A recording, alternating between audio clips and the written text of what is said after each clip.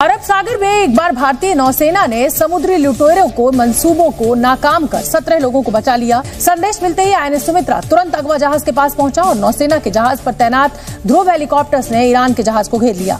खुद को भारतीय नौसेना से घिरा देख समुद्री लुटेरों ने ईरान के जहाज को छोड़ दिया और वहां से भाग खड़े हुए।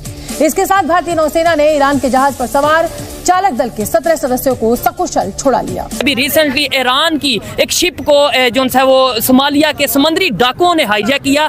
इंडियन नेवी ने जिस तरीके से बहादुरी से 17 के करीब जो से ईरान के क्रू मेंबर हैं उन्हें बचाया। और इंडिया को ही हम देख रहे होते हैं वो क्या कर रहे हैं, लेकिन नेट सिक्योरिटी प्रोवाइडर का मतलब होता है कि हमारे एम्बिशन ज़्यादा है, हम ज़्यादा हिस्सा चाहते हैं।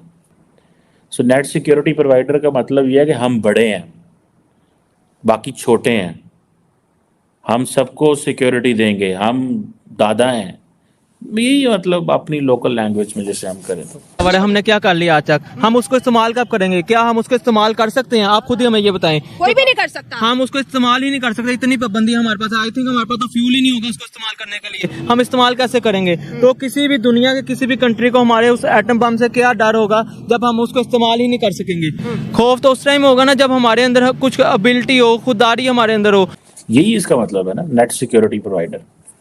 सो ये चीज़ें जो हैं ये हैं, so it means India is deploying, India is fully ambitious कि वो इन चीज़ों को फुल एम्बिशियस होकर लगा हुआ है। ठीक है जी, कि हाँ हम ये कर सकते हैं या करना चाहिए। मैं इंडियन नेवी को और इंडिया के लोगों को जो अप्रिशिएट करना चाहूंगा कि देखिए जिस तरह इन्होंने इंसानी जानें बचाई। जबरदस्त देखिए सर, बड़ी हिम्मत वाली बात है कि आप पाकिस्तान में खड़े होकर इंडियन नेवी को अप्रिशिएट कर रहे हैं, लेकिन इसके ऊपर किसी के पास लॉजिक नहीं होगा। क्या उन्होंने वाकई में इंसानों की जानें नहीं बचाई, और वो भी मुसलमान। An Iranian fishing vessel was hijacked by Somalian pirates. Indian commandos issued a warning to the pirates, asking them to back off. The pirates were disarmed, told to move towards Somalia. The hijacked vessel was sanitized and released for onward transit.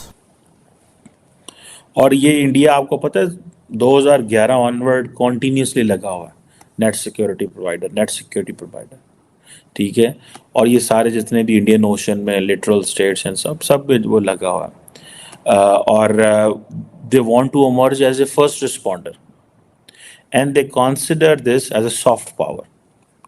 देखिए जो military diplomacy होती है ना, आप ये जो Indian navy पहुंचती है, आपको पता है जब ये मर्चेंट वेसल्स चलती हैं तो जिस मुल्क ने इनको प्रोटेक्ट करना है दैट कंट्री वो उसको हाईलाइट करेगा अगली दफ़ा जब नेवीज़ की मुलाकात हो कि जनाब आपकी मर्चेंट वेसल जा रही थी, उसने डिस्ट्रेस कॉल दी, हम वहाँ पहुँच गए और हमने आपका किया, हमने आपके लोग बचाए, आपका जहाज़ बचाया, हमने देखिए हम बड़ा कर रहे हैं, ये कर रहे हैं, वो कर रहे हैं, मतलब that's how they do. So first responder के तौर पे आ रहे हैं। ठीक है जी। सो अभी तो उनके पास 2 एयरक्राफ्ट कैरियर्स भी हैं, और ये चीज़ें जो हैं ये बताता है कि वो इंडिया अपने आप को फर्दर इंगेज कर रहा है। सो हमें भी इन चीज़ों को देखना है कि जब इंडिया नेट सिक्योरिटी प्रोवाइडर के तौर पे बात करता है तो टेक्निकली वो basically that puts Pakistan, that creates a security dilemma for Pakistan. ये एक रियलिटी है जो मिलिट्री लैंग्वेज को समझते हैं। When India talks of a net security provider, वो हमारे लिए, पाकिस्तान के लिए सिक्योरिटी डायलेमा है। हम जारी बात है फिर बंदे घबरा जाते हैं कि भाई ये कह रहा है net security provider, it means खर्चा बढ़ा दो, अपना एक्सपेंसेस बढ़ा दो, चीज़ें ज़्यादा कर लो। यही इसका मतलब है, और क्या चीज़ है इसका मतलब। सो ये पाकिस्तान जो है वो जब इंडिया नेट सिक्योरिटी प्रोवाइडर की बात करेगा तो that will create a challenge for Pakistan, but for the international waters, international sea, इन जगहों के लिए एक वो है, इस चीज़ की जो है ना वो एक वैल्यू होती है। तो ये फजूल की बातें। अभी मैं इंडियन नेवी को और इंडिया के लोगों को जो अप्रिशिएट करना चाहूंगा कि देखिए जिस तरह इन्होंने इंसानी जानें बचाई। जबरदस्त देखिए सर, बड़ी हिम्मत वाली बात है कि आप पाकिस्तान में खड़े होकर इंडियन नेवी को अप्रिशिएट कर रहे हैं, लेकिन इसके ऊपर किसी के पास लॉजिक नहीं होगा। क्या उन्होंने वाकई में इंसानों की जानें नहीं बचाई, और वो भी मुसलमानों की? ईरान के जो क्रू मेंबर थे, इसके ऊपर तो कोई आप में से ब्लेम भी नहीं कर सकता पाकिस्तान से कि भाई आपने इंडिया के फोर्सेस की तारीफ कर दी। आज मैं इंडिया के, देखिए मैं पूरी ऑडियंस को, पूरे पाकिस्तान को बताना चाहूंगा, पूरी दुनिया को, हम सिर्फ इंडिया की तारीफ नहीं करते, जो कुछ कर रहा हो हम उसकी तारीफ करते हैं। ठीक है। अभी आज ही पाकिस्तानी फोर्सेस के ऊपर सर, हम पाकिस्तानी फोर्सेस की शुरू में हमने बताया है कि जिस तरह बलूचिस्तान वालों के साथ हो रहा है, लेकिन जहां उनकी तारीफ है हम वो भी करेंगे, क्यों नहीं करेंगे। ठीक है। अभी रिसेंटली आपने देखा होगा कि ईरान ने पाकिस्तान पे रॉकेट मारे, पाकिस्तान ने प्रॉपर भरपूर तरीके से उसका जवाब दिया। ईरान को पता चला कि हमने पाकिस्तान को छेड़ा है। देखिए पाकिस्तान में पूरी दुनिया को पता है गुर्बत है, बिजली नहीं है, पानी नहीं है, हालात बहुत बुरे हैं, ये पूरी दुनिया को पता है, लेकिन पाकिस्तानी लोग गरीब हैं, पाकिस्तानी फोर्सेस या आर्मी गरीब नहीं है।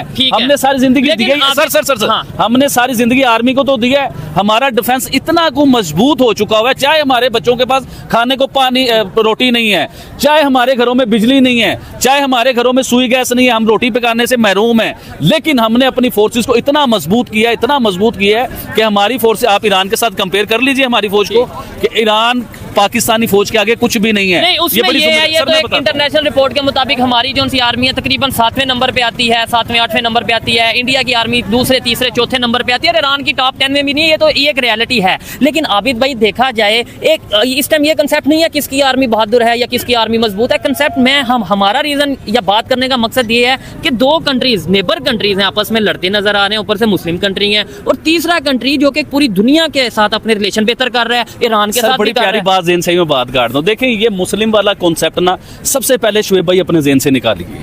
ये मुस्लिम वाला कोई चक्कर नहीं होता, ये हम लोगों ने बनाया हुआ है, ये हमारे मीडिया ने बनाया हुआ है, हमारे मस्जिद के मुल्लाओं ने जुम्मे वाले दिन बनाया हुआ है जो किताब देते हैं। देखिए मुस्लिम उम्मा वाला कोई चक्कर नहीं है, ये सब झूठ है।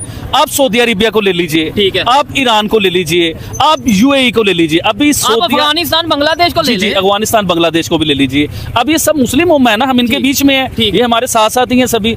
अब मुझे बताएं कि कितने मुल्कों के मैंने नाम लिए, हमारे पाकिस्तान के इन मुल्कों में किस किस मुसलमान के साथ रिलेशन बेहतर है, कौन से मुल्क के साथ बेहतर है? एक सेकंड सर, एक सेकंड, ठीक है, थोड़ी सी बात शुएब भाई कंप्लीट होने दें, उसके बाद आप बोलिए।